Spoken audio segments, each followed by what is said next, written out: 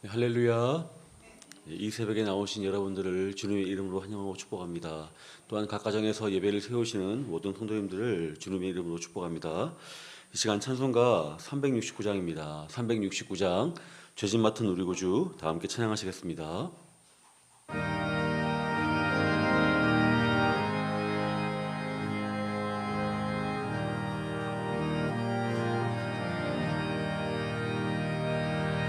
죄짐 맡은 우리 구주 어찌 좋은 친구인지 걱정 근심 무거운 짐 우리 주께 맡기세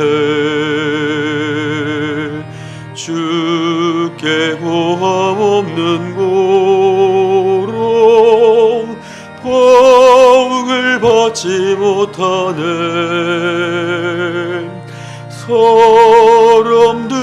어찌하여 아랠 줄을 모를까 시험 걱정 모든 괴로움 없는 사람 누군가 부질없이 낙심 말고 기도드려 아뢰세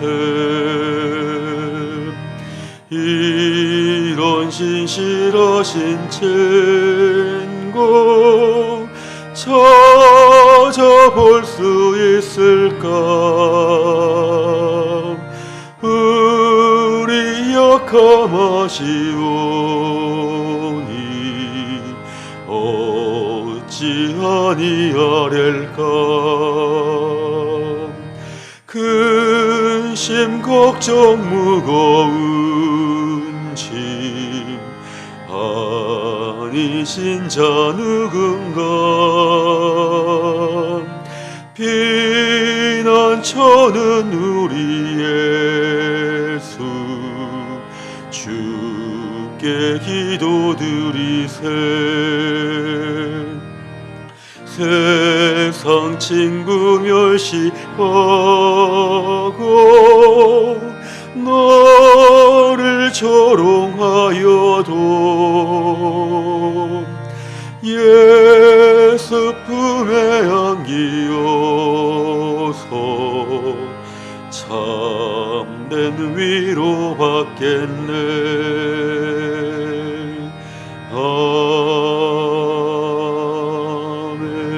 아멘. 네, 말씀 보겠습니다. 말씀은 신명기입니다. 신명기 32장 48절로 52절까지 말씀입니다. 신명기 32장 48절부터 52절까지 말씀입니다. 구약성경 316면에 있습니다. 신명기 32장 48절부터 52절까지 말씀 찾으신 줄 알고 저 여러분께서 한 목소리로 합독하겠습니다. 시작. 바로 그날에 여호와께서 모세에게 말씀하여 이르시되 너는 여리고 맞은편 모압 땅에 있는 아바림 산에 올라가 느보 산에 이르러 내가 이스라엘 자손에게 기업으로 주는 가나안 땅을 바라보라. 내 형 아론이 호르산에서 죽어 그의 조상에게로 돌아간 것 같이 너도 올라가는 이 산에서 죽어 내 조상에게로 돌아가리니 이는 너희가 신강야 가데스의 무리바 물가에서 이스라엘 자손 중 내게 범죄하여 내 거룩함을 이스라엘 자손 중에서 나타내지 아니한 까닭이라. 내가 비록 내가 이스라엘 자손에게 주는 땅을 맞은편에서 바라보기는 하려니와 그리로 들어가지는 못하리라 하시니라. 아멘. 네, 하나님의 거룩함이란 제목으로 여러분과 함께 말씀 나누겠습니다. 오늘 나와 있는 이 말씀은 모세에게 있어서는 정말로 안타까운 또 어찌 보면 한편은 서운한 그런 내용입니다. 하나님께서 이 모세에게 하시는 말씀은 너가 이스라엘 가운데서 범죄하였고 그리고 여호와의 거룩함을 나타내지 않았으므로 너가 그동안 고생한 것과는 반대로 이 가나안 땅에 들어가지 못하리라라고 하시는 말씀이 있는 것입니다. 이것은 이 가데스 이 강약 그 지역에 있는 무리바 물가에서 있었던 일입니다. 이 이야기는 민수기 20장에 1절부터 13절까지 나와 있는 내용입니다. 이때 그 당시의 상황들은 그 아론과 모세의 누이였던 이 미리암이 죽어서 그의 조상에게 돌아갔던 때였습니다. 그때 이 백성들은 이 물이 없는 것을 가지고 또한 이 모세에게 한탄하고 왜 우리를 여기로 끌고 와서 우리를 죽게 하느냐라고 하는 것입니다. 모세에게서는 어찌 보면은 그 모든 상황들이 참담했을 것입니다. 40년 동안 이제 가나안 땅을 앞전에 두고 있는 상황에서 그의 누이였던 이 미리암이 이제 죽고 같이 그 땅에 들어가지 못하는 상황들. 한데 또 40년 동안 본인이 이제 하나님께 기도하면서 그들의 죄악과 그들의 모든 것들을 중보하면서 끌어왔던 이스라엘 백성들이 여전히 바뀌지 않은 채로 물이 없는 것을 가지고 이 모세를 가지고 한탄하면서 왜 우리에게 이런 어려움을 주었습니까? 라고 원망하는 것을 들었을 때 그때 이 모세의 마음은 많이 무너졌을 것입니다. 그래서 그들이 하나님께 기도하였던 그 상황에서 하나님께서는 이 반석에게 명령하여서 물을 내라라고 하시는데 모세는 우리가 너희를 위하여 이 반석에서 물을 내랴라고 하면서 오히려 그들을 다그치고 질책하면서 이것이 내가 너희들에게 주기 싫다 그런 식의 빈정거림과 또한 원망을 또한 토로했습니다. 그리고 반석을 지팡이로 2번 쳤습니다. 이 모든 상황에서 이제 하나님께서는 모세가 여호와의 거룩함을 드러내지 않았기 때문에 내가 가나안 땅에 들어갈 수 없다라고 하시는 것입니다. 모든 상황들은 우리가 다 이해할 수 있습니다. 그 모세의 그 무너진 마음, 또 상황들, 또 한편으로는 백성에 대해서 이제는 더 이상 원망과 또 참고 인내하는 것이 바닥이 나는 그런 노령의 때를 우리는 볼 수 있습니다. 그럴 수 있죠. 그런데 하나님께서는 이것을 가지고도 이제 모세에게 오히려 너가 나의 거룩함을 드러내지 않았기 때문에 내가 너에게는 가나안 땅에 갈 수 없게 하겠다 그런 말씀하십니다. 물론 가나안 땅에 들어가지 않은 이유가 이것만 있는 것은 아닙니다. 하지만 명시적으로는 이렇게 말씀하고 있는 것입니다. 그렇다면 하나님의 거룩함이 무엇입니까? 무엇이간데 과연 이렇게 모세에게 한편으로는 그의 전 인생을 통틀어서 하나님께 헌신했던 그의 수고와 노고를 인정하지 않으시고 그에게 가나안 땅에 들어가는 그런 복을 주지 않은 것입니까? 거룩함이란 것은 높고 위대함입니다. 이건 순수 우리말 한글이고 이것을 이제 한자로는 성, 거룩할 성이라고 하는데 높고 위대한 것라고 하면 우리가 흔히 하늘을 볼 수 있습니다. 하늘은 높고 또한 하늘은 언제나 푸르고 청명합니다. 하늘에서 우리의 해와 달과 별이 움직이고 또한 하늘에서부터 구름이 모여서 비가 내립니다. 하늘은 모든 것을 품어주고 모든 것에 생명력을 보태어주는 그런 장막 같은 곳입니다. 이런 하늘, 땅에서 어떤 일이 일어나든 땅에서 어떤 풍파가 있든 하늘은 항상 하늘 위에 있습니다. 그리고 하늘은 모든 것을 보듬어주고 품어주고 있습니다. 그리고 하늘은 땅에 어떤 일이 있든 항상 돌봐주며 때를 따라 시를 따라 늦은 비와 이른 비 그리고 해와 달을 비추면서 끝까지 이 땅의 모든 생명체가 살아갈 수 있게 보듬어주는 역할을 하는 것입니다. 하나님의 거룩함이 바로 그런 것입니다. 우리 인생에 어떤 죄악이 있든 어떤 불만이 있든 원망이 있든 우리가 또 하나님께 대해서 어떤 찬송을 드리든 항상 하나님은 그 위에서 모든 것을 지켜보시면서 항상 당신의 일을 하시고 당신의 능력으로 우리를 보듬어 주시면서 우리를 지켜주십니다. 그분께서는 우리의 원망에도 흔들리지 않고 우리의 불평에도 분노하지 않으며 또한 우리의 불의에도 끝까지 참으시면서 우리를 인도하여 주십니다. 이것이 여호와의 거룩함입니다. 모세도 한때는 하나님께서 말씀하시기를 지면 위에 온유함이 가장 승하였다라고 하면서 그를 칭찬하십니다. 온유함도 마찬가지입니다. 사람들이 어떤 일을 하든 어떤 말을 하든 흔들리지 않고 하나님을 의지하여서 부드럽게 유하게 그리고 모두를 품어주며 모두를 위해서 감싸 안고 기도할 수 있는 그런 성품 바로 온유함 바로 그것이 모세였습니다. 한데 여기서 모세는 이러한 하나님의 거룩함 하나님께서 흔들리지 않고 항상 모두를 품어주시는 그 성품, 자신이 그동안 또 유지했던 그 온유함, 모두를 위해서 중보기도 했던 너그러운 마음을 잃어버렸습니다. 이것을 하나님께서는 슬퍼하셨습니다. 그리고 이것이 합당하지 않다라고 하시는 것입니다. 저는 여기서 여러분께 하고 싶은 말은 이겁니다. 하나님은 모세를 통해서 하나님이 어떠한 분인지를 알려주고 싶었습니다. 모세는 모세 혼자의 인생이 아니라 하나님의 거울이었습니다. 하나님의 그림자이자 하나님을 비추는 거울이 바로 모세였습니다. 모세가 하는 말이 바로 하나님께서 하시는 말씀이고, 모세가 바라보는 바로 그곳이 하나님께서 보시는 곳이었습니다. 모세가 하는 그 한마디 한마디가 하나님이 어떠한지를 드러내고, 모세가 하는 그 기도가 하나님의 마음과 뜻을 알 수 있게 하는 장치였습니다. 모세는 비록 한 인간이었지만 백성의 지도자로서, 하나님께서 세우신 리더로서 그는 그의 언행을 삼가 조심하고 하나님을 높여드리며 하나님을 드러내는 그런 일을 끝까지 하여야 했습니다. 하지만 그는 그의 욕정과 그의 성질을 이기지 못하고 오히려 자신의 말로, 자신의 화로 그것을 토로하면서 백성들에게 하나님이 어떠한지를 오해하게끔 한 것입니다. 하나님께서도 저렇게 하시는구나. 하나님이 우리를 저렇게 미워하시는 것이 있었구나. 봤더니 하나님께서 속마음이 그러지 않네. 항상 우리를 위한다고 하시면서 실은 보니까 우리를 귀찮게 여겼구나. 그런 식의 오해를 할 수 있게끔 한 것입니다. 모세가 그렇게 하나님을 거룩하지 않게 오히려 하나님을 낮추어서 그렇게 보이게 이해하게끔 실수를 한 것입니다. 이것은 지도자로서는 어찌 보면은 감당해야 될 그의 책무입니다. 그만큼 그에게는 어깨가 무거운 것이었습니다. 그리고 하나님께서는 그 모세의 그 잘못을 과감하게 질책하시고 그에게 벌을 내리신 것입니다. 우리도 마찬가지입니다.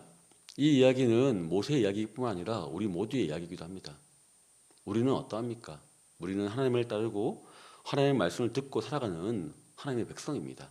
또한 우리는 각 가정에서, 직장에서, 사회에서 하나님을 비추어가는 바로 하나님의 거울입니다. 거울로서의 나는 과연 어떠한 행실을 하고 있습니까? 어떠한 언행을 하고 있습니까? 나의 욕정대로, 나의 성질대로 내가 하고 싶은 말을 하고 살지 않습니까? 난 나야, 난 그럴 수 있어 라고 하는 내 화와 내 분노를 여과 없이, 필터링 없이 그냥 말하고 있지 않습니까? 물론 그렇게 할 수 있죠. 그런데 우리가 하나님의 거울이라면 그렇게 하는 것이 온전치 않습니다. 온당하지 않습니다. 하나님은 우리를 통해서 하나님이 어떠한 분이신지를 드러내기를 기뻐하십니다. 우리가 하는 언과 행을 통해서 하나님이 저렇게 모두를 품고 용납하고 이해하고 축복하는 분이시구나는 것을 사람들에게 알려주기 원하고 계십니다. 우리는 말로는 우리가 하나님의 향기요 편지라고 하고 있지만 실상 우리의 행실을 그렇게 점검하지 않습니다. 하나님은 하나님의 일을 하시고 하나님은 언제나 위대하십니다. 그리고 내가 무엇을 하여도 하나님은 하나님께서 위대하신 것, 거룩하신 것을 드러내실 것입니다. 라고 이렇게 어찌 보면은 하나님께만 다 맡기고 있습니다. 그런데 하나님께서는 우리를 통하여서 일하기 원하십니다. 우리 교회를 통해서 일하기 원하십니다.